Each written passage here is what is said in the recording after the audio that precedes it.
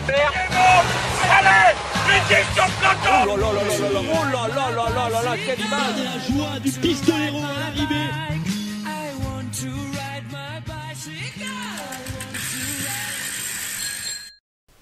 Salut à tous, on se retrouve en cette fin de saison pour un nouveau podcast de Chasse Patate. C'est sans doute le dernier de la saison puisqu'on va parler tout simplement des awards. On va essayer de récompenser les coureurs qu'on a jugés le plus méritants. Alors c'est l'opinion de 3 chroniqueurs et ça vaut pas jugement définitif, mais on va essayer de vous donner des arguments pour ou contre tel coureur et on va faire ça sur différentes catégories. On va parler des Flandriens, des punchers, des sprinters, des grimpeurs, des équipes, des coureurs de l'année et surtout, peut-être la plus intéressante, du français de l'année. Pour analyser tout ça avec moi, eh bien 3 habitués du podcast. Tout d'abord Anselme. Salut Anselme. Salut. On retrouve également Bertrand qui vient de sortir 2 super interviews consécutives, une sur Paul Bernardoni et une sur Alexandre Pasteur. Les deux, je vous encourage à les lire, elles sont vraiment très intéressantes. Salut Bertrand.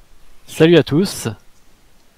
Et enfin, on retrouve Théo avec nous en live de Brest. Salut Théo. Salut. Alors, les garçons, donc le principe il va être assez simple.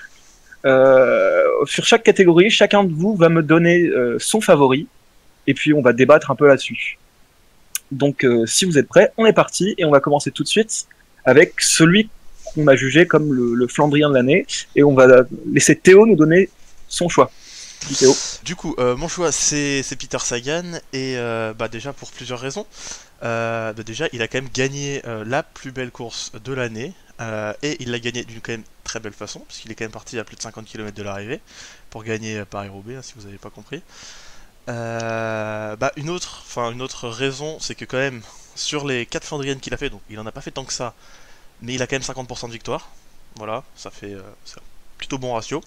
Et surtout le plus intéressant je trouve avec lui, c'est en fait le scénario de comment s'est passé en fait ces quatre Flandriennes. C'est que en fait la première qui était le 3 qu'il a faite, ça s'est vraiment pas bien passé. Il a été nul, tout simplement, il a fini genre 26, un truc comme ça.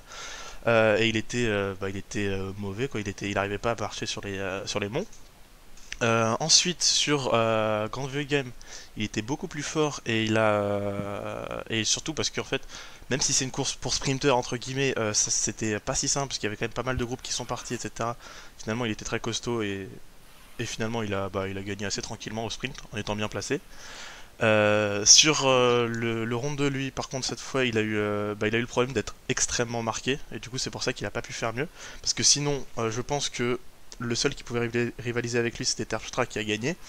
Et voilà, je pense qu'il aurait pu peut-être contester la victoire de Terpstra. Et sur Roubaix, il gagne vraiment en patron. C'est voilà, quoi, c'est le point d'orgue de sa saison de Flandrienne et c'est pour ça que je le mets meilleur Flandrien. Ouais, c'est vrai que c'est arrivé au Vélodrome avec Sylvain Dillier, après une échappée si longue, ça a quand même marqué les esprits. Bertrand, toi, ton avis? Mais moi, je vais pas prendre Sagan. Bien entendu, j'ai évité, parce que j'ai hésité parce que c'était un peu naturel d'hésiter entre lui et celui que je vais nommer. Donc moi, je vais prendre Niki Terpstra tout simplement parce qu'il a fait, à mon sens, il est revenu entre guillemets au devant de la scène. Il avait fait 2 bonnes saisons, de très très bonnes saisons en 2014, 2015, 2016, ça avait été une année un peu en deçà. 2017, il avait juste fait un podium sur Tour des Flandres. Là, il remporte le 3. Bon, Gand-Wevelgem, c'est pas trop sa course, donc logiquement, il n'est pas sur le podium. Par contre, Tour des Flandres, vainqueur. Il fait également 3e sur Paris-Roubaix, donc je l'ai trouvé très solide sur cette saison, tout simplement. Et Sagan, on va dire, Sagan, on l'attendait plus, c'est presque normal de le voir à ce niveau-là, quelque part. Donc, il y a plus ce côté marge de progression, finalement, par rapport aux 2 saisons précédentes que je note pour Terpstra. Oui, moi j'ajoute juste que si on compare les résultats entre Sagan et Terpstra, il y en a un qui a fait 2 podiums de monument et pas l'autre. Et celui-là, c'est Terpstra, c'est pas celui auquel on s'attend. Tout à fait. Tu penses quoi de son arrivée à Direct Energy? Est-ce que tu penses pas que ça va le bousculer dans ses habitudes?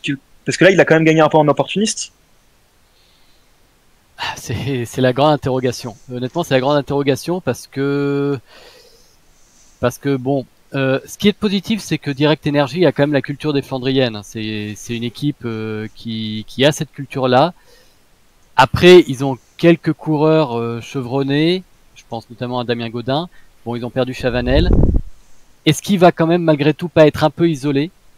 Alors que chez Quick-Step, c'est une telle armada, si tu veux, qu'il est une carte parmi beaucoup d'autres. Là, sur Direct Energy, il n'aura pas le droit à l'erreur. Il n'aura pas le droit à l'erreur. Et surtout, est-ce qu'il va avoir le même comportement qu'il a eu lors de Paris Tour, par exemple, cette saison?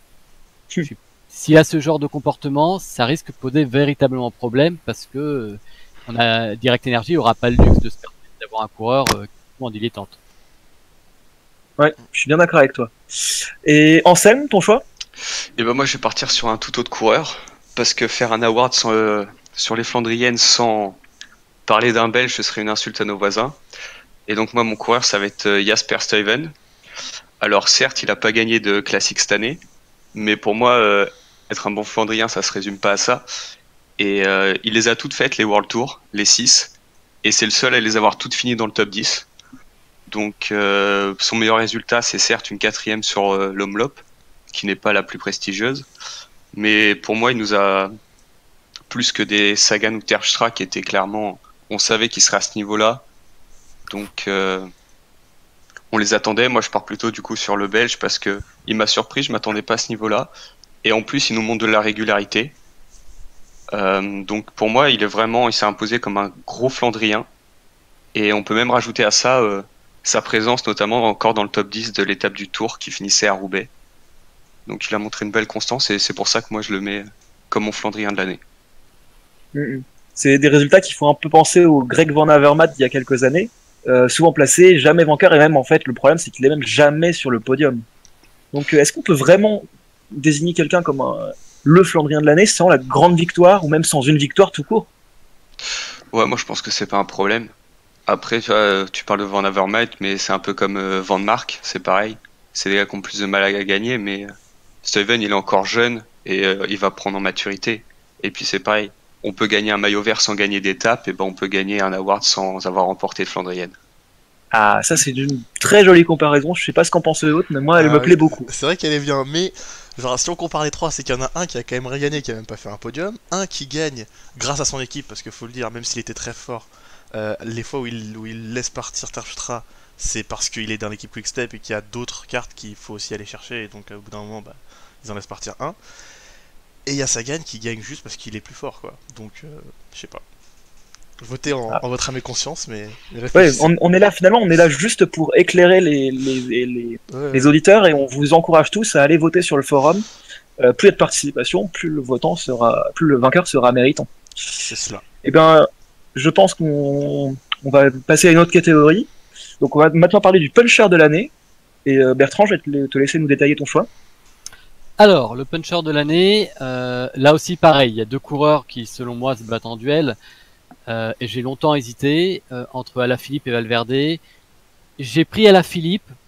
C'est un peu, je vais être honnête, le choix du cœur, notamment pour la Flèche Wallonne. Je pense que sur les classiques ardennaises, qui sont quand même un petit peu le révélateur des punchers de la saison, le plus gros événement pour les punchers, et sur la Flèche Wallonne, il a été impérial. Donc j'ai envie de dire, est-ce que c'était la passation de pouvoir? Ça a été nuancé après, parce qu'on a vu le grand Valverde revenir, notamment sur le Tour d'Espagne et bien entendu sur les mondiaux. Mais voilà, Julien Alaphilippe a été là sur les étapes accidentées. Il a fait de belles perfs sur Paris-Nice, de belles perfs sur le Tour du Pays Basque. Donc j'avais envie de le mettre en puncher de l'année parce que je pense que le passage de témoin, il est presque fait entre les deux coureurs. Et puis on va pas se mentir, ça fait du bien de pouvoir nominer comme ça un Français en tête de cet award finalement. Ça fait plaisir, non? Ah bah totalement. Puis je veux dire, il est méritant et on sait en plus que c'est vraiment le successeur désigné de Valverde. Donc je pense que là, il avait du mal à gagner. Là, ça y est, il a passé le cap. Il a fait une année de folie. C'est tout bon pour les années qui arrivent.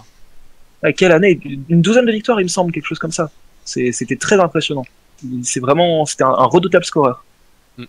Anselme, ton choix? Et ben moi ça va être encore un Belge, parce que je vais partir sur Tim Wellens pour moi, parce que certes il y avait Alaphilippe et Valverde, mais moi je suis là pour présenter le troisième homme, et des autres je choisis Tim Wellens, parce que sa campagne d'Ardennaise est correcte, puisqu'il fait 6 à l'Amstel, 7 à la Flèche, 16 à Liège, mais bon, Liège, c'est une course particulière. Il y a eu un scénario différent cette année, et c'est surtout sa première bonne campagne d'Ardennaise cette année. Donc, mais il n'y a pas que ça, parce qu'il a été très bon au Lombardie, où il fait 5e. Et il y a également son étape du Giro, où il s'impose vraiment en puncher au sommet de l'étape numéro 4, si je dis pas de bêtises. Ouais, c'est ça, c'est la 4e étape. Donc voilà, il s'impose vraiment dans une arrivée, c'était vraiment pour les punchers. Et puis il y a aussi, je rajoutais également Plouet. Alors c'est pas forcément une course pour puncher, puisqu'elle est gagnée par Neisen. Mais cette année, on a vu que c'était une course de costaud, où la différence s'est faite dans Timarek. Et quand on voit le résultat, on se rend compte qu'avec Valgren et Wellens, cette année, sur le podium, elle a souri aux punchers notamment. Donc voilà. En fait, Tim Wellens, c'est quand même un coureur qu'on voit pas souvent gagner. Là, il a gagné il a pas mal gagné cette année, mais il a gagné en termes de classique selon la Flèche Brabançonne.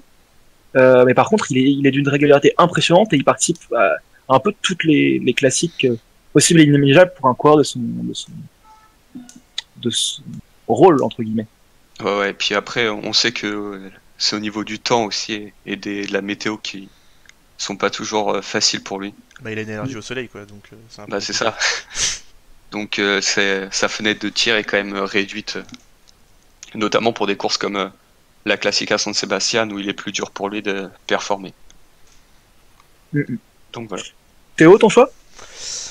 Et moi, il y a Bertrand qui en parlait, moi je prends l'autre, le deuxième, donc Valverde. Et j'ai bien aimé la formulation justement que Bertrand avait, c'est que le passage témoin est presque passé, mais c'est sur le presque que je veux m'attarder quand même. Parce que Valverde, il a quand même fait une sacrée saison. Alors certes, il a pas gagné sa flèche wallonne habituelle, mais bon, déjà ça fait 5 ans que c'est le puncher de l'année. Bon, ça je pense que personne ne va le dire, va contredire. Hein.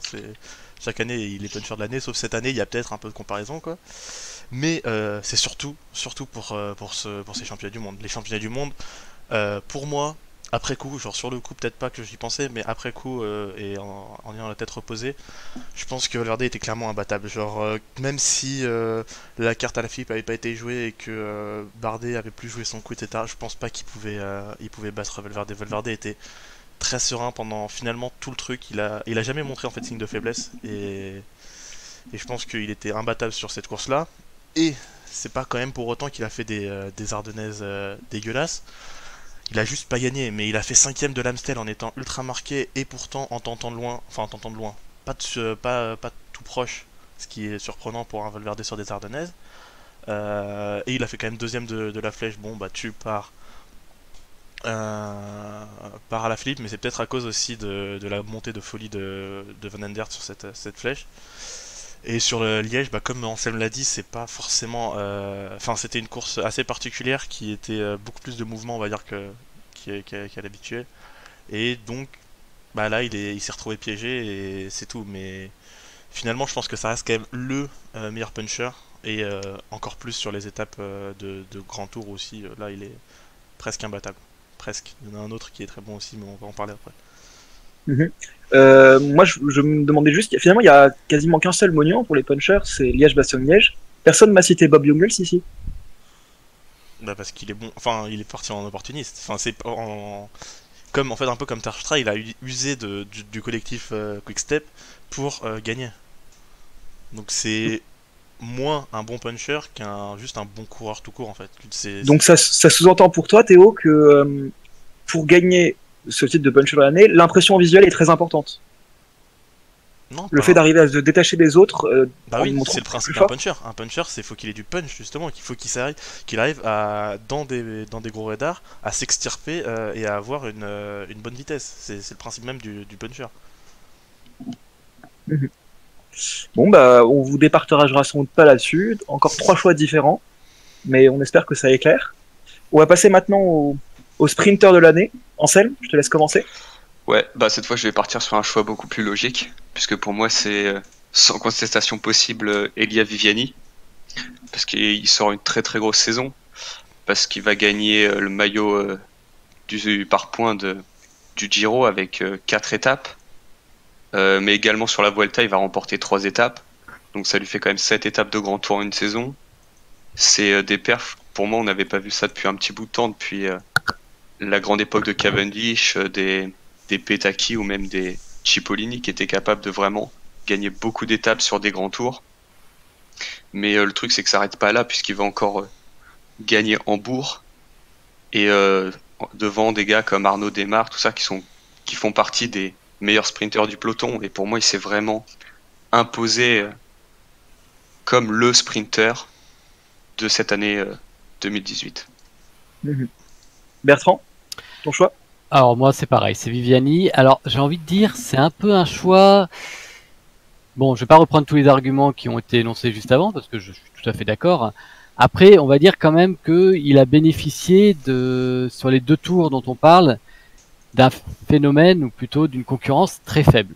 Enfin, très faible, je me comprends, faible. Il n'y a pas eu de véritable confrontation de grands sprinteurs en dehors du Tour de France. Et Viviani, lui, a fait le choix de ne pas faire le Tour de France, ou en tout cas, on lui a plutôt imposé, j'imagine, de ne pas le faire. Mais du coup, c'est difficile de dire que c'est le meilleur sprinter du monde. Non, pour moi, c'est lui qui fait la saison la plus aboutie des sprinters, mais c'est un peu frustrant parce qu'en effet, j'aurais bien aimé le voir plus souvent confronté avec le gratin du sprint mondial. Mais, enfin, voilà, il fait une saison formidable. Puis même, je pense aussi, on peut rajouter, il fait 2e à Gand-Wevelgem. Voilà, il n'y a pas grand-chose d'autre à dire. Par contre, en effet, il y a certains sprinteurs qui ont un petit peu disparu de la circulation cette année et que j'attendais plus haut, et j'aurais pas pensé à Viviani au départ de cette saison comme le meilleur sprinter à venir pour 2018. Là, j'avoue, c'était un peu une surprise pour moi. Ouais, on a vu pas mal de sprinters un peu rentrer dans le rang et de manière assez brutale. On pense à Marcel Kittel, on pense à une moindre mesure à André Greipel aussi. On pense à Mark Cavendish évidemment, même si lui ça fait déjà 2 saisons. Et effectivement, du coup, le plateau de sprinter, il s'est très vite renouvelé. D'ailleurs, il me semble que Théo a un autre choix et que ça fait partie du renouveau de ces sprinters. Théo ? Et oui, bah dans le renouveau, je pense que tu penses surtout à Gaviria et Groenewegen. Moi, je vais parler du deuxième, qui a quand même fait une très belle saison. Est-ce que tu peux nous répéter son nom, s'il te plaît ? Groenewegen. Groenewegen ? Groenewegen. Tu prononces pas le G. Groenewegen, d'accord. Je sais pas, moi, je suis, comment il s'appelle merde, Jackie Durand sur ça, sur les prononciations, il les révise lui. Et du coup, je bois ses paroles. Donc non, j'ai choisi justement Groenewegen, déjà parce que pour moi, je pense que c'est le plus rapide de tous les sprinters. C'est un peu comme Marcel Kittel l'a été il y a quelques temps. C'est qu'en général, quand il est bien placé sur un sprint et qu'il le fait à fond, il est très sûr de le gagner, et ça se voit d'ailleurs par ses stats en fait, parce que il a 14 victoires et il a qu'une seule 2ème place et qu'une seule 3ème place de toute la saison. Ce qui fait ça fait genre quasiment 90% de ses podiums sont des victoires en fait. Ce qui est énorme, ça prouve que quand il joue la gagne, il la met au fond quasiment tout le temps.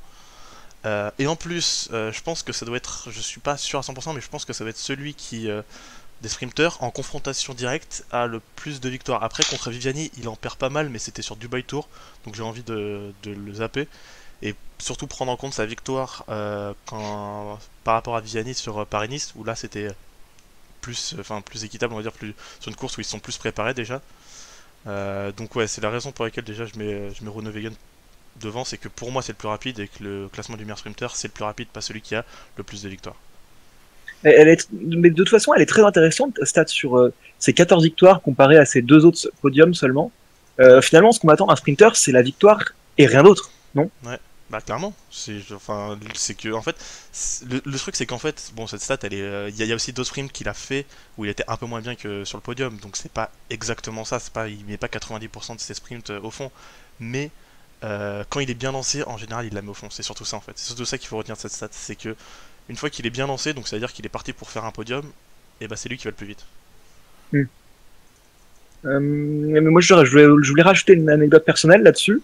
D'ailleurs, une anecdote personnelle qui est partagée avec un membre du podcast, puisque Théo et moi, il y a 1 an et demi, on était allé voir l'arrivée du Tour de France, grâce à Béa notamment, et qu'on avait pu voir l'arrivée de Groenewegen, et on avait été impressionné par la distance à laquelle il avait lancé son sprint. Ouais, parce qu'on Il était a- quasiment sur la ligne et on l'a quasiment pas vu lancer son scrum tellement c'était loin par rapport Ouais. à nous. il avait hallucinant. il avait prouvé une résistance à l'effort. C'était hallucinant. On avait vraiment été très très surpris. Bon, pour la petite histoire, on avait réussi à faire une photo avec lui derrière. C'était vraiment sympa. Mais en tout cas, il a vraiment confirmé cette victoire qui était quand même une belle surprise l'an dernier sur le Tour de France. Il l'a vraiment confirmé. Ah, je dirais juste Groningen, le seul problème, enfin, pardonne-moi pour la prononciation, mais c'est qu'il a gagné, certes, mais assez peu en World Tour, hormis Tour de France, je crois, il y avait Paris-Nice. Et mais Guangxi ça compte pas, alors je suis d'accord. Voilà, Guangxi passe pas, je suis en train de regarder C'est tout, hein. le Neco-Cours, non mais ouais, t'as raison. Tour Mais- de Norvège, Tour de Slovénie, je trouve qu'il a beaucoup de victoires dans des trucs un petit peu, c'est un peu comme si Demar, par exemple, on mettait en avant son Tour du Limousin, son Tour de Poitou-Charentes, si tu veux. Ouais, mais là, moi, tu vois, j'en ai pas parlé. Moi, je te parlais des autres. Je te parlais du Tour de France quand il en gagne 2 d'affilée. Je te parle de Paris-Nice où il bat tout le monde. Ouais, non, mais j'entends. y a pas que Après, ça. c'est pas- Ben, C'est on va demander un troisième larron de vous départager. Anselme, est-ce que ce championnat du monde des sprinters, qui est un peu le Tour de France, est-ce que c'est vraiment quelque chose qui est au-dessus de tout et du coup qui justifie la première place de Groenewegen?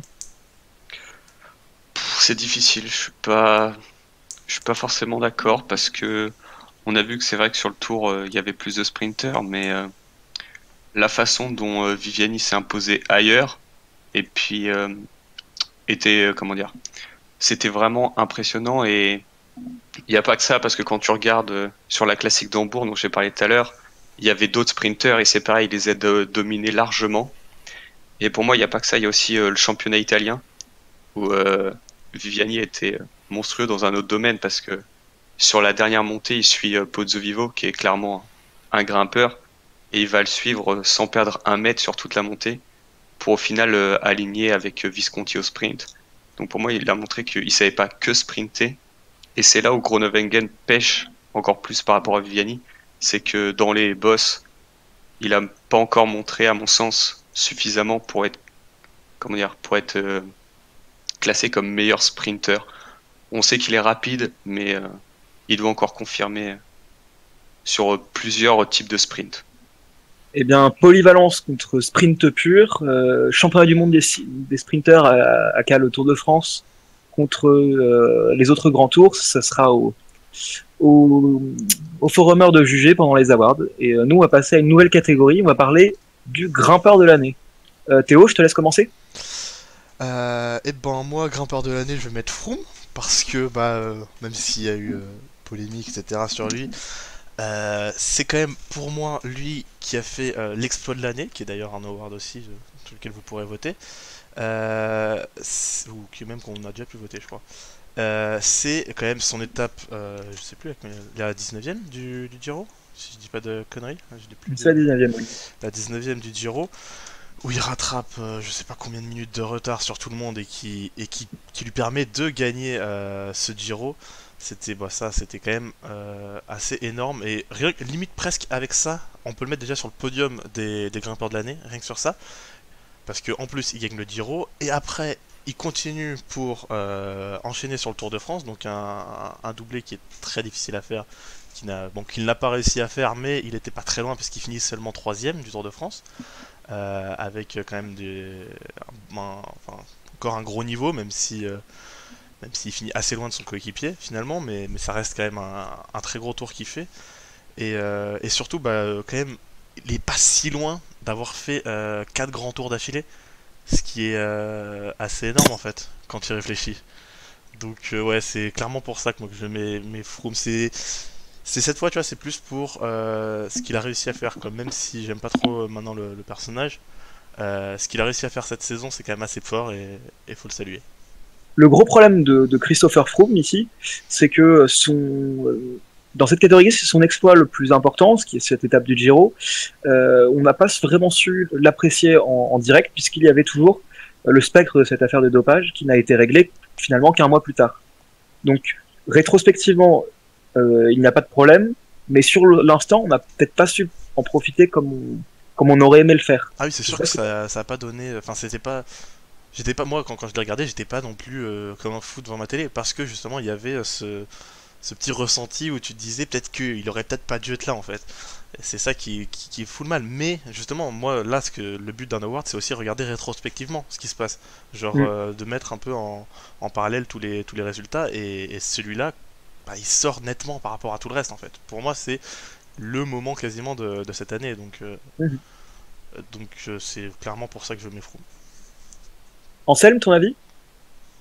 Bah, moi, je vais partir sur Simon Yates parce que pour moi, c'était le meilleur grimpeur. C'est à chaque fois qu'il a voulu vraiment faire des différences en montagne, il les a faites. Que ce soit sur Paris-Nice à la Colmiane, que ce soit après sur le Giro, où il a clairement montré que il était monstrueux. Il va remporter 3 étapes, il peut en remporter une 4e au sommet de l'Etna, mais la laisse à son coéquipier Chavez. Donc, et puis après, bah, il y a la Vuelta, où il a été beaucoup plus économe après son erreur du Giro, mais il va gagner la Vuelta en patron. Il remporte une étape. Sur les dernières étapes de haute montagne, là où au vu de son Giro, on s'attendait à ce qu'il pêche. Il a été quasiment l'un des meilleurs derrière Thibaut Pinot, mais Thibaut Pinot qui n'était plus dangereux au classement général à ce moment-là. Donc pour moi, il a vraiment été impressionnant. Et là où il a été impressionnant, c'est au niveau du mental, parce que son Giro, il est parti pour le gagner, et sur les 2 dernières étapes, il finit complètement à la rue. Ça l'empêche pas de finir 21e du Giro, et quand il revient fin juillet sur le Prueba Villafranca, désolé pour la prononciation, il finit 2e derrière son coéquipier Power, qui laisse gagner. Après, il va gagner une étape en Pologne, et après, il enchaîne sur la Vuelta, qui est monstrueuse. Donc pour moi, au niveau de la montagne, il n'y avait pas photo pour moi. Simon Yates, il est au-dessus de tout le reste du peloton. Et même si Froome a fait quelques exploits, on a vu sur le Tour de France qu'il était clairement limité, là où, sans avoir après, reconfirmé, là où Yates a montré qu'il était limité en montagne sur le Giro, mais sur la Vuelta, il a montré que c'était juste un passage et qu'on n'avait pas souci à se faire pour lui. S'il fallait faire des différences, il les ferait. Anselme, sur un championnat du monde qu'on a décrit pour grimpeur pour la première fois depuis 1995, est-ce que on peut vraiment être le grimpeur de l'année sans avoir performé à ce championnat du monde? Ouais, parce que on l'a dit pour grimpeur, mais on voit que il y a des gars comme Moscon qui sont bien placés, même Woods qui est pas un pur grimpeur qui sont là. Donc on voit que c'est pas forcément que des grimpeurs qu'on ont perfait. Et en plus de ça, Yates, il sort de la Vuelta, je pense qu'il l'avait préparé à fond, il a tout donné là-dessus, et il a dû débrancher à la fin, parce que sa fin de saison, après la Vuelta, il fait 2 courses, les championnats du monde et le Giro dell'Emilia, les 2 il abandonne, donc je pense pas qu'on puisse tirer de conclusion là-dessus, d'autant plus que cette saison, il a fait 3 courses d'un jour du coup, et bah c'est le Prueba Villafranca là, et les 2 dernières qu'il abandonne. Donc je pense qu'il était vraiment focus course par étape. Il a gagné un grand tour, donc je pense pas qu'on puisse juger sur le championnat du monde pour lui.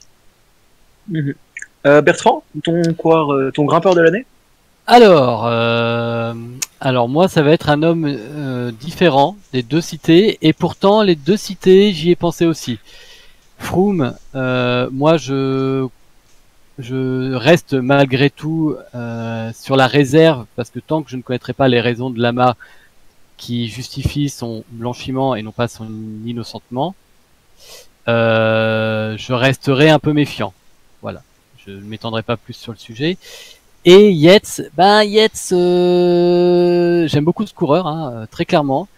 Mais sur le Giro, il a flanché, et la Vuelta, il a certes cartonné, mais c'était quand même une Vuelta c'était pas la Vuelta la plus dure de l'année, c'était plutôt taillé pour un profil de Yates. Il n'y a pas eu beaucoup d'enchaînements de grands cols. Alors certes, il y a eu sur la dernière semaine, il y a eu la dernière étape que remporte Thibaut Pinot, mais il y a eu que celle-là quelque part d'aussi dure, on va dire. Donc voilà, je suis mitigé là-dessus, même si je pense que à terme, ce sera sans doute un des postulants, si ce n'est un des coureurs qui remportera cet award sans aucune distinction, sans aucun doute. Je reste néanmoins sur la réserve pour l'instant. Donc moi, j'ai pris un coureur qui n'a rien gagné cette saison. Vous allez me voir venir. J'ai pris le coureur qui, pour moi, a fait la saison la plus régulière sur ses grands objectifs, à savoir Tom Dumoulin. Tom Dumoulin parce que il fait deuxième du Tour d'Italie, un Tour d'Italie quand même extrêmement costaud. Il fait deuxième du Tour de France, c'est quand même le coureur le plus proche de faire le doublé quand on y pense. Et surtout, il est performant jusqu'aux mondiaux. Et un truc que je retiendrai de Dumoulin, qui m'a particulièrement marqué, c'est que sur les pourcentages forts, là où on disait auparavant qu'il avait peut-être une petite faiblesse, il a quand même vachement progressé parce qu'il a rarement été mis en difficulté, il se met toujours en gestion et il les gère de mieux en mieux, ces montées. On l'a bien vu dans le championnat du monde. Je pense que on était beaucoup à penser qu'il était mort dès que ça a commencé à bien grimper. Et finalement, il est revenu avec son rythme pour arriver à faire second, alors que c'était presque inespéré au départ de la dernière montée. Donc voilà, j'ai trouvé qu'il a fait une saison extrêmement solide. Et encore une fois, voilà, deuxième du Tour d'Italie, deuxième du Tour de France. Alors certes, il y a eu la première place de Froome et la troisième donc sur le Giro et sur le Tour de France. Mais Froome, je vous ai dit pourquoi j'ai quelques nuances à apporter à ses performances. Eh bien, c'est assez clair. On va passer maintenant à l'équipe de l'année. Bertrand, je te redonne la parole. Alors, moi, l'équipe de l'année, sans grande surprise, parce que elle fait une saison monstrueuse, et parce que quelque part, je pensais qu'elle s'était affaiblie l'année dernière en perdant Marcel Kittel, notamment, et Viviani aussi. Non, qu'est-ce que je raconte, excusez-moi. Vous passez au montage. Voilà, donc avec le départ de Kittel, je pensais réellement que l'équipe s'était vraiment affaiblie, et finalement, elle sort une saison de malade. Donc bien entendu, c'est Quick Step, Flore. Il n'y a pas grand-chose à dire. On a déjà parlé de Viviani, on a parlé d'Alaphilippe, on peut aussi parler de Bob Jungels, on peut parler de Yves Lampart. Enfin, c'est un effectif, et Gaviria aussi, j'ai failli l'oublier. C'est un effectif d'une richesse assez inouïe qui, chaque année, est un peu sur la tangente en fin de saison pour tenir son budget. Chaque année, finalement, y arrive. Et voilà, donc l'année prochaine, ils perdent Gaviria, mais finalement, est-ce qu'ils vont pas encore en ressortir un du chapeau? On a le petit jeune belge champion du monde junior qui arrive. Moi, je suis assez impatient de voir ce qu'ils vont faire l'année prochaine, parce que sans Terpstra aussi, comment ils vont gérer les classiques flandriennes, c'est une vraie interrogation. Mais voilà, enfin pour moi, ça a été l'équipe la plus régulière. Alors certes, il leur manque le classement général, mais ils ont eu Mas qui a fait quand même une excellente Vuelta, donc quelque part pour moi ça compense cette petite carence. Donc voilà, une équipe très solide. Pas grand chose d'autre à dire. Le fameux Wolfpack qui a quand même démontré son efficacité toute la saison. Ce qui est assez impressionnant chez Quickstep, c'est que ils se mettent tous au service les uns des autres et ça donne un cocktail assez explosif. Et on l'a bien vu, ils ont quand même gagné le Tour des Flandres et le Ronde. C'est assez impressionnant. 2 monuments, c'est rare. Liège et le Ronde, parce que le Tour des Flandres et le Ronde, c'est la même chose. Qu'est-ce que le Tour des Flandres et le Ronde? Pardon, excuse-moi. Grosse défaillance de ma part. M'aider totalement lâché à l'arrière du peloton. C'était bien sûr le Ronde et Liège-Bastogne-Liège avec Bob Jungels. Voilà, c'est de la fatigue. Du coup, je vais vite donner la patate chaude à Théo. Vas-y, Théo. Alors, du coup, moi, j'avais pas trop envie de parler Quickstep parce que je trouvais ça un peu facile. Et bon, c'est vrai qu'ils ont fait une saison de folie, mais on en a l'habitude. Chaque année, c'est ça. Ils enchaînent les victoires et c'est une putain d'équipe. Sky, pareil. On sait que sur les grands tours, ils sont injouables. Enfin, ce sont les meilleurs. Et donc en fait ce que j'ai fait, c'est que pour savoir, parce que j'avais plus trop d'idées à part ça, je suis allé voir sur PCS et j'ai regardé un peu le classement par team qu'ils avaient fait. Et quelle ne fut pas ma surprise quand j'ai vu Bora était 3ème. Et je me suis dit, mais pourquoi pas parler de la Bora? Parce qu'en fait la Bora, ils ont quand même une équipe assez dense, mais genre vraiment très très dense. Ils ont vraiment de tous les profils. Ils ont 2 très bons sprinteurs en la présence de Sam Bennett et la révélation Pascal Ackermann. Ils ont des grimpeurs qui ont un peu du mal au général, mais enchaînent les victoires et surtout les places. Donc avec surtout Bourman et Maïka, après on a Conrad ou d'autres. Et ils ont bien entendu Peter Sagan et sa garde rapprochée de bons gros bourrins qu'on connaît avec les Danielos, les Maciej Bodnar, les Marcus Borgard, enfin les trucs comme ça. Et en fait, quand on y pense, ils ont quand même fait une très belle saison sur tous les terrains. C'était un de mes critères, donc c'est un peu pour ça que je les mets dedans. Et j'ai hâte de voir en plus ce qu'ils vont faire l'année prochaine avec l'arrivée de Sharman. Donc ouais, non, j'étais très agréablement surpris par cette équipe. Alors, chers auditeurs, je me dois de vous dévoiler les coulisses de ce podcast, puisque Théo a totalement explosé la question que je lui avais préparée en choisissant une nouvelle équipe à la dernière seconde. Donc, merci Théo. J'avais pas mis j'avais mis quoi? Tu avais mis la Sky. Bon, c'est pas grave. J'ai changé après. En fait, j'ai changé juste après avoir envoyé le MP. Et j'ai oublié de changer mon MP, my bad. Bon, bah c'est pas grave, parce que de toute façon, je peux quand même réagir sur la Bora. Moi, je voudrais juste signaler que la Bora, la plus grande victoire de leur année, c'est Paris-Roubaix. Sagan, il est parti tout seul à 55 km de l'arrivée, et je me souviens pas vraiment de une équipe très forte ce jour-là. Sur Paris-Roubaix, sur Paris-Roubaix, non, c'était pas la meilleure équipe, clairement. Ils ont. Enfin, je sais plus ce qu'avait fait. Je crois que Haas était un peu en chasse-patate et Ewan Borgart aussi. Mais sur toutes les autres classiques, au moins flandriennes, ils étaient là. Hein. Là, par contre, tu les voyais. Hein. Les Haas et les Borgart, t'inquiète pas, ils bourrinaient comme il fallait, ils faisaient le tempo. Donc, oui, peut-être sur Paris-Roubaix, il y a peut-être eu un moment de moins bien, on va dire, pour l'équipe, mais finalement, sur quasiment toutes les autres courses, au moins flandriennes, ils étaient présents. Et que penser de l'apport de Matteo Pellucchi à cette équipe? Il est nul. Il n'y a pas d'apport, qu'est-ce que tu veux. Ah, il y a des nuls dans toutes les équipes. Là, par contre, il n'y a pas de souci.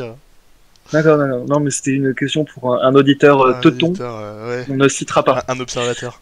Un observateur, voilà, très attentif. Anselme, ton choix? Et bah du coup, moi comme Théo, je vais ni prendre la Quick-Step ni prendre la Team Sky, parce que comme disait Corneille, à vaincre sans péril, on triomphe sans gloire. Donc il n'y a pas vraiment de fierté à gagner quand on a les meilleurs coureurs. La Bora peut s'inclure là-dedans puisqu'elle possède Sagan qui est sûrement l'un des meilleurs coureurs du monde. Donc moi je suis parti sur une autre équipe, c'est la Lotto NL Jumbo. Alors il y a d'un côté les résultats et puis il y a un côté affectif.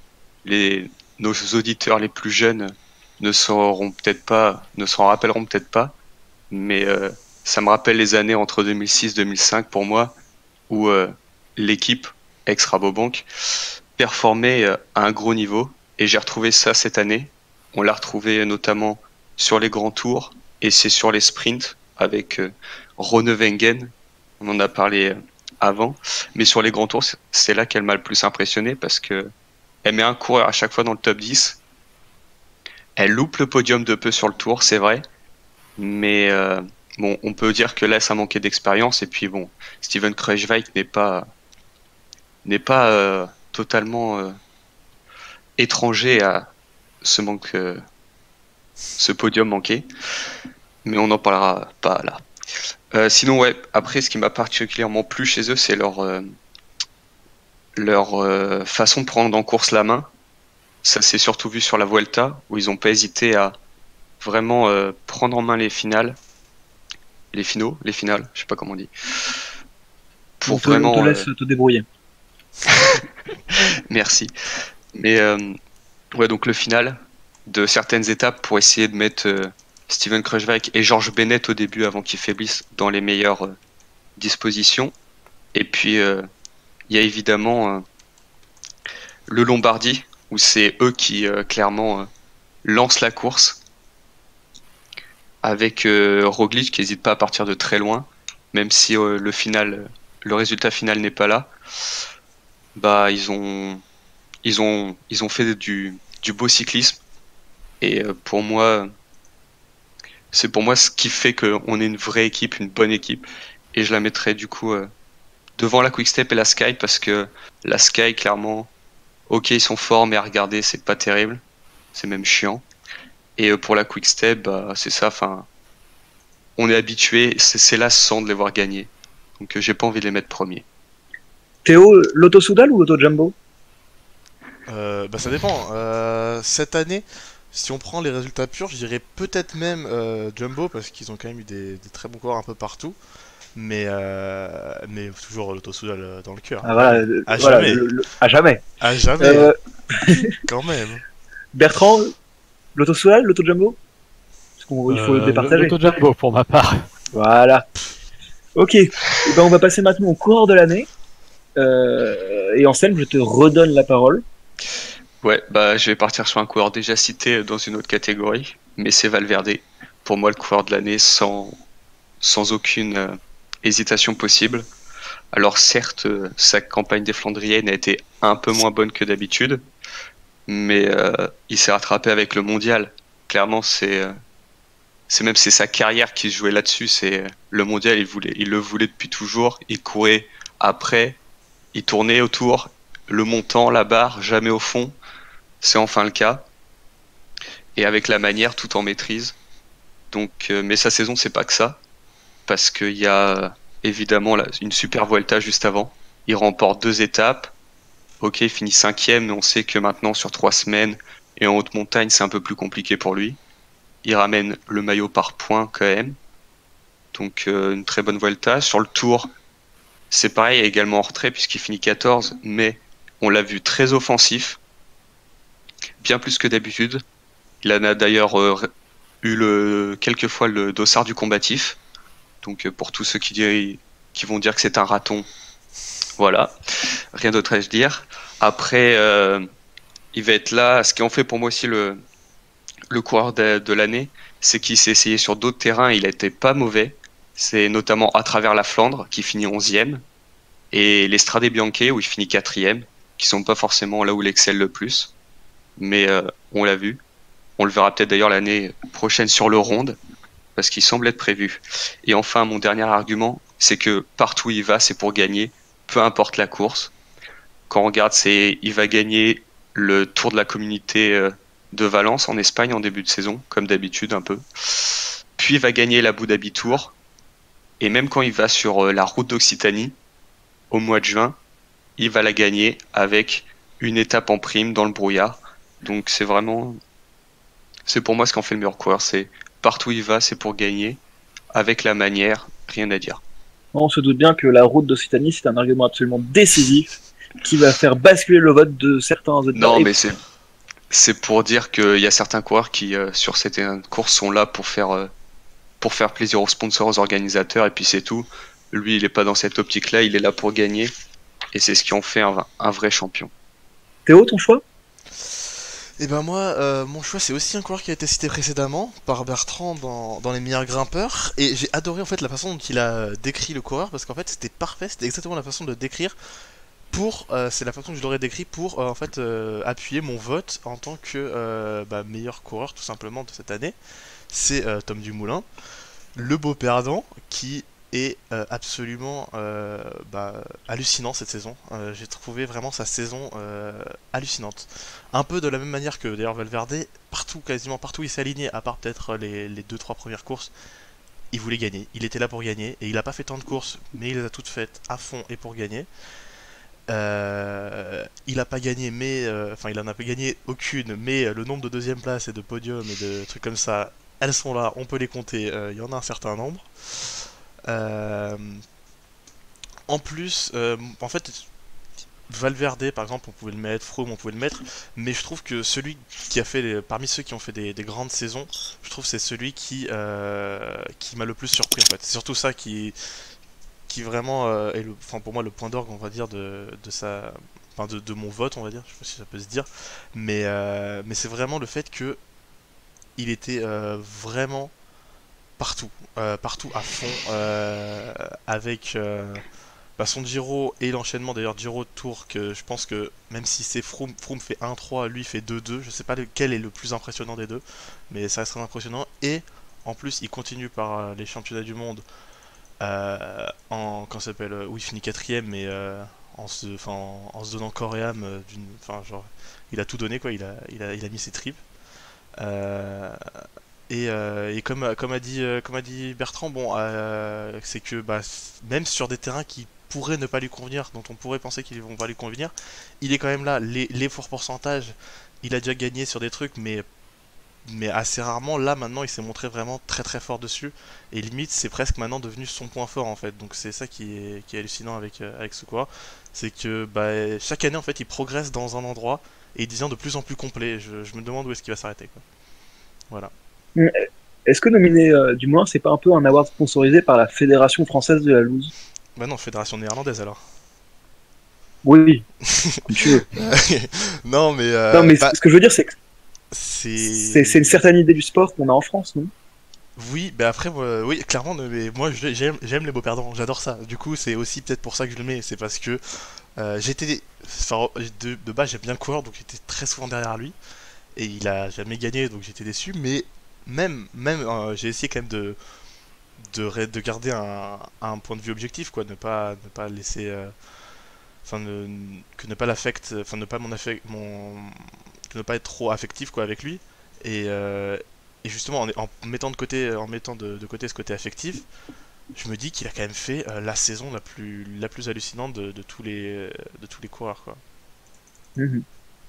Ok. Bertrand, ton avis? Alors, pour rebondir sur ce que vient de dire Théo, euh, Dumoulin, eh ben, je l'aurais bien mis, j'aurais voulu le mettre, ça m'aurait vraiment fait plaisir de le mettre, mais je ne l'ai pas mis. Et pourtant, Dieu sait, moi aussi, j'aime beaucoup les beaux perdants. Mais voilà, le fait est qu'il n'a rien gagné cette saison, en tout cas qu'il n'a rien gagné de ses grands objectifs, entendons-nous bien. Que ce soit sur les mondiaux ou que ce soit dans les 2 grands tours. Donc, malgré tout, j'aurais aimé le mettre, mais pour ça, je l'ai pas mis. Froome aurait mérité d'y figurer, mais là aussi, j'ai dit ce que j'en pensais. Et en effet, j'ai dû me résoudre à dire simplement que pour moi, celui qui a fait la saison la plus complète sur des terrains les plus variés possibles, c'était en effet Valverde. Donc il n'y a pas grand chose à dire. Sa saison se termine en point d'orgue avec les mondiaux qui remportent d'une main de maître. Et je partage aussi l'avis qui avait été énoncé juste avant, je sais plus si c'était Anselme ou Théo, de dire que il était presque imbattable ce jour-là. Donc c'est un instant de grâce pour lui. Maintenant, j'ai pas grand chose pas grand chose d'autre à dire en plus de ce qu'a dit Anselme. Hein. Je partage à peu près tout ce qu'il a dit. Je pense que c'est un cycliste Valverde. On peut l'aimer, on peut ne pas l'aimer, on peut trouver que certaines de ses déclarations sont à la limite du désagréable. Néanmoins, c'est quelqu'un qui respire le cyclisme à fond. Et il me fait penser un peu à Rebellin, c'est-à-dire des gens qui ont eu certes un passé sulfureux peut-être, mais on sent qu'ils aiment ce sport. Donc quelque part, je trouve ça bien que ce genre de distinction aille à un coureur qui aime son sport. Est-ce que, comme toi, on peut nominer Valverde en tant que coureur de l'année et ne pas l'avoir mis comme coureur le plus fort dans une des catégories qu'on a précédemment nommées? Oui, parce que je l'ai dit juste avant, j'ai dit que c'est le coureur qui, entre guillemets, le plus complet. Il s'est exprimé dans un tas de terrains différents. On parlait des Stradés, t'as les Ardennaises, il a tenté les Flandriennes, les petites courses comme les courses d'une semaine World Tour, Tour de Catalogne, la route du Sud, une course quand même de moindre envergure. Il la gagne aussi, il y va à fond. Tour de France, il joue l'équipier, il est animateur de la course.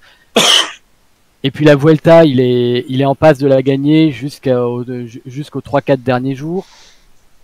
Il fait quand même une sacrée saison, quoi, objectivement. Et puis il gagne. Ce qui est la différence de Dumoulin. Dumoulin, je crois, a peut-être gagné 1 ou 2 courses, je crois, dans l'année.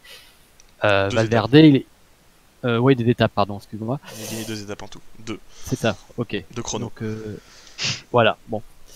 Dont oui, sur le Tour de France, le premier, c'est le Tour d'Italie, le premier. Le chrono inaugural. Donc voilà, non, Valverde, c'est pas incompatible d'être le meilleur coureur du monde sans être le meilleur puncher du monde ou le meilleur grimpeur du monde. Anselme, est-ce que finalement on surestimerait pas un peu l'importance des championnats du monde cette année à cause du parcours qu'on a attendu comme le Messi finalement? C'est bizarre de parler de Messi pour un parcours, mais tu vois l'idée. Ouais, je vois ce que tu dis. Je pense pas. Après, c'est sûr que ça aide. On aurait eu un parcours tout plat, l'importance n'aurait été pas la même. Mais on voit la course, il y a eu énormément de défaillances. Un gars comme Woods, on l'attendait pas sur le podium. On attendait des gars comme Alaphilippe, comme les frères Yates. Froome et Thomas sont même pas venus. Donc non, on les surestime pas. C'est sûr on leur donne plus d'importance que ceux de l'année dernière, par exemple.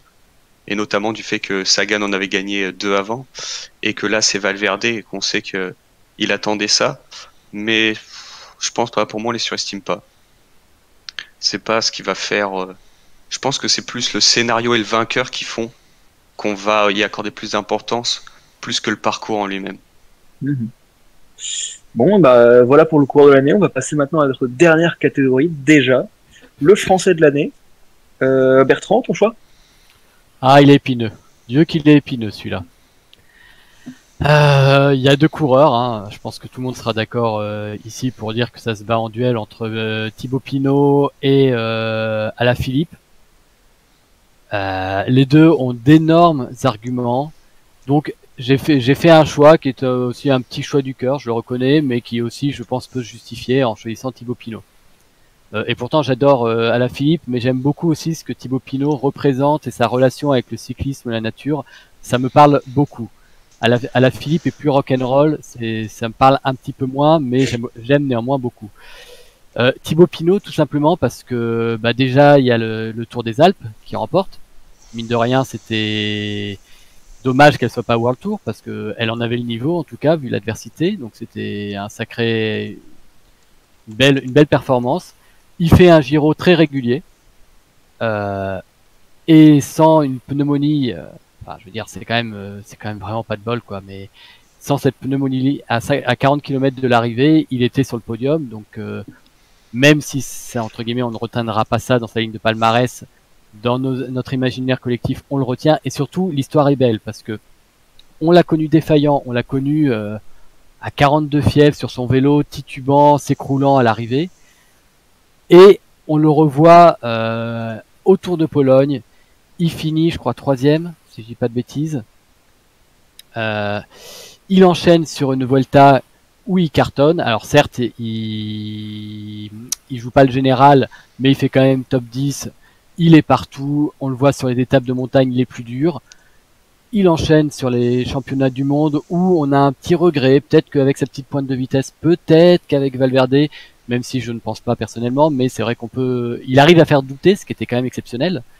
Parce que qui l'aurait dit au sortir du Giro qu'il arriverait à faire douter ses spectateurs à ce moment-là. Et enfin, il fait une dernière semaine italienne du feu de Dieu, quoi. C'était beau à voir. Fait, je crois, c'est 5e Tour d'Émilie, 2e Trois-Vallées Varesine, Milan-Turin, superbe, Lombardie, phénoménal. Enfin, je pense que malheureusement pour Alaphilippe, le fait que la dernière grande victoire soit aussi pour Thibaut Pinot, ça masque un peu la performance d'Alaphilippe tout au long de la saison. Mais je pense que Tour de Lombardie, ça reste néanmoins supérieur à la Flèche Wallonne à mes yeux, ce qui fait que l'histoire fait que ça penche plus pour Pinot en ce qui me concerne. Théo, ton choix? Et bah moi je vais prendre le deuxième coureur, encore une fois. C'est toujours moi qui prend le contre-pied cette fois en fin de podcast, et donc du coup je vais prendre Alaphilippe.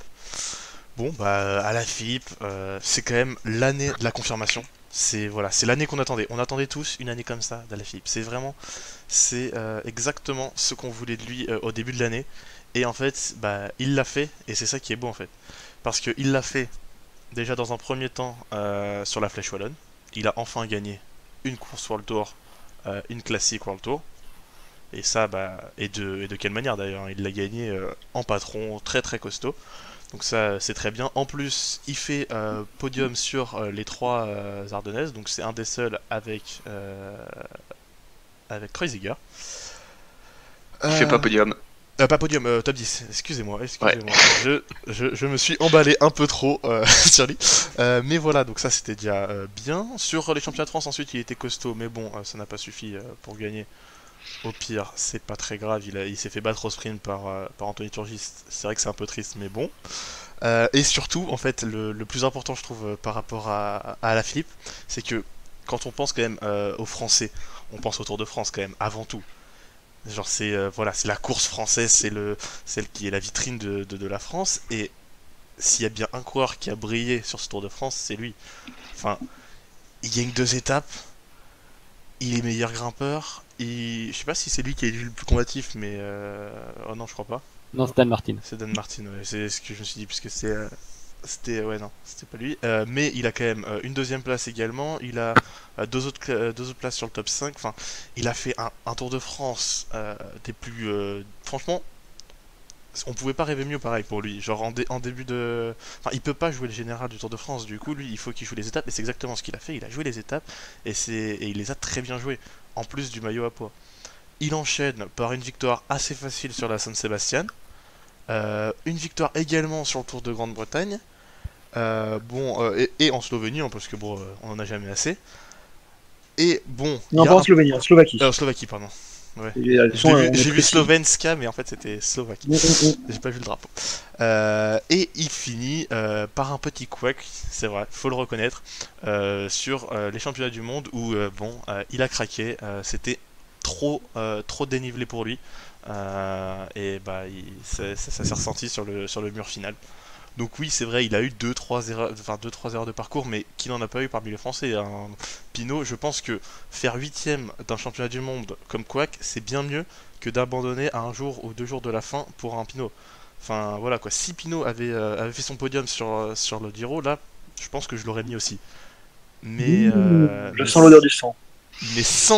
Mais à cause de cette pneumonie, hein, comme tu l'as dit, Bertrand. Clairement, je pense qu'on peut pas mettre Pinot devant. C'est trop gros ce qu'il a raté comparé à la Philippe, qui a fait une saison Anselme, plus parfaite. tu vas nous départager tout ça? Ah bah carrément, parce que pour moi, il y en a pas deux, il y en a qu'un, c'est Pinot, clairement. Alors, pour reprendre différentes choses, à la Philippe, il gagne 2 étapes du Tour, ok, c'est bien. Mais ça, on s'en satisfaisait il y a 10 ans quand il y avait personne. Clairement, les étapes en baroudeur, c'est sympa, mais c'est plus ce qu'on veut aujourd'hui. Le maillot à poids, c'est pareil. Sans lui manquer de respect, mais Anthony Charteau l'a gagné. Voilà. Rien à dire. C'est vrai qu'il a la même concurrence qu'Anthony Charteau, hein. Non, mais voilà.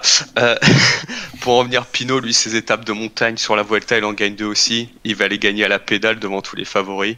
Pour moi, ça n'a pas la même saveur. Après, à la Philippe, il y a la Flèche, la Classica San Sebastian. C'est 2 classiques World Tour, mais face au Lombardie, ça fait pas le poids. Clairement. Après, on va me dire que sur d'autres courses, comme le Pays Basque, à la Philippe a été meilleur. Ok, il va gagner 2 étapes, mais après, il s'écroule quand même. Pareil à Paris-Nice. Ça part très bien, mais toujours toujours du mal à confirmer après et à rester bien placé. C'est pareil, après ces autres victoires, ça va être sur des petites courses comme en Colombie ou autour de Slovaquie, pour pas dire bêtises. Ouais, pas comme moi. Et tu dis, Pinot, il a son Giro, sa pneumonie, elle l'empêche, mais moi je suis pas d'accord. Au contraire, elle nous montre qu'il a le mental d'un champion comme Yates. Après, il va rebondir très bien, comme l'a dit Bertrand. C'est 3ème en Pologne. C'est 6ème à la Volta avec 2 étapes et une fin de saison de folie. Et puis pour les championnats du monde, on a un gars qui roule toute la journée, enfin pas toute la journée, mais tout le final pour aider un leader. Il finit dans le même groupe, dans sa roue, c'est pas normal. Donc pour moi, Pinot a montré qu'il était clairement beaucoup plus costaud qu'à la Philippe.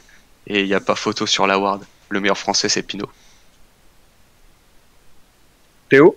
Bah ouais, bah en fait ce que je trouve bizarre c'est qu'en fait tu reproches à Alaphilippe de pas être un grimpeur, mais en fait on sait très bien qu'il est pas grimpeur, donc c'est vrai qu'il va craquer et qu'il va pas pouvoir jouer le général du Tour de France et pas gagner en costaud. Donc et c'est pareil qu'il va craquer sur Pays Basque. Oui, bah oui, c'est pas un grimpeur, donc sur les montées plus longues, sur les montées plus difficiles, enfin plus sur les enchaînements de col, c'est vrai qu'il va craquer. C'est pas ce qu'on lui demande en fait. C'est comme si on demandait à Pinot de gagner la Flèche Wallonne. Bah non, c'est pas possible. Il pourra pas. C'est pas ça que je lui reproche. Bah si. Parce que, enfin, non, mais évidemment qu'il peut pas gagner, mais c'est juste que quand on compare les deux, pour moi, même si c'est sur la Vuelta, les victoires de Pinot ont plus de valeur parce que des étapes de montagne en baroudeur, on en gagnait il y a 10 ans avec Fedrigo, avec Vauclair, tout ça, qui n'avaient pas le même standing qu'à la Philippe. Donc se satisfaire de ça, pour moi, c'est pas pareil. À la Philippe, il aurait dû gagner à Mur de Bretagne, ou ce genre d'arrivée qui était vraiment taillé pour lui. Il a été clément entré.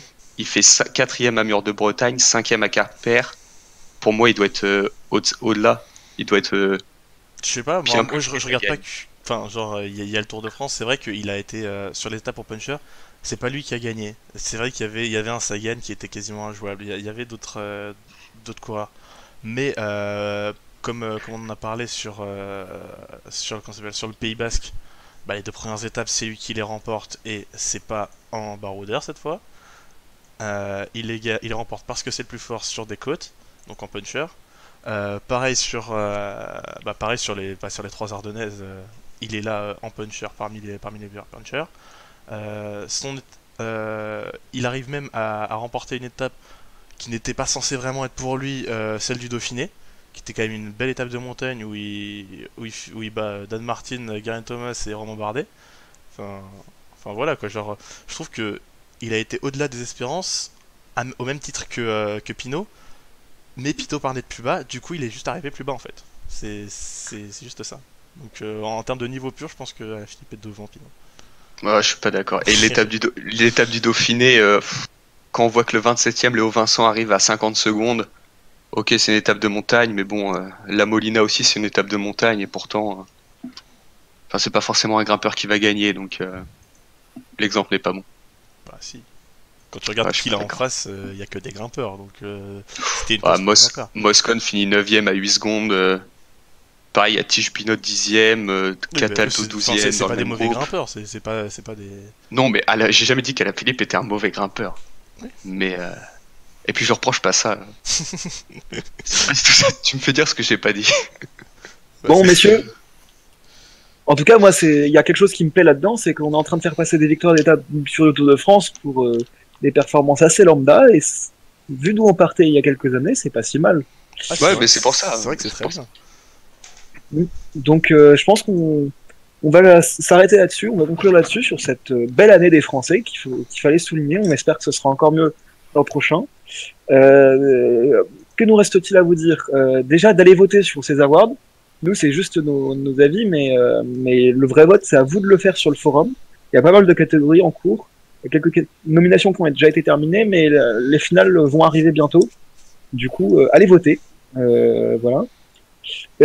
Puis sinon, ça marque un peu la fin des podcasts de Chasse Patate. On va revenir l'an prochain, plus fort, de manière plus organisée, plus régulière.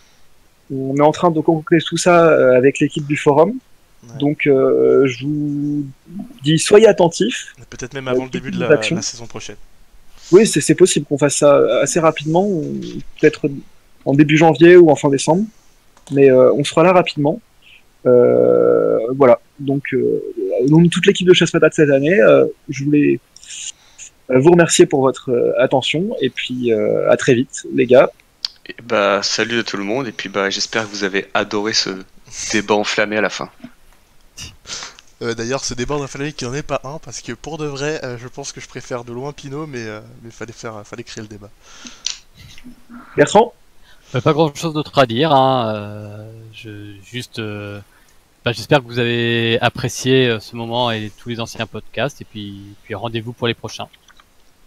Et salut à tous, merci.